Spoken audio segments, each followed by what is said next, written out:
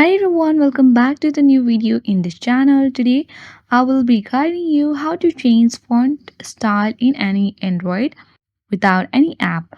So if you want to change the font style in your Android device, then you need to follow all the instructions till the end. For that, you need to first of all go to the settings on your Android device, scroll down and tap on display and brightness option. Scroll all the way down and tap on font.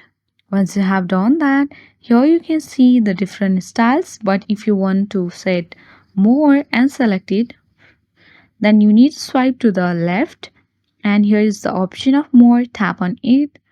You will get the bunch of fonts style here. You need to simply scroll down and select any one here. Once you have selected it, you need to tap on apply, which is at the bottom of the screen. Once the font style has been installed and applied, let's go back to the settings page and view the font style that has been set. So here you can easily view that the font style has already been changed without any applications. So this is how you can easily change the font style in any Android without any app.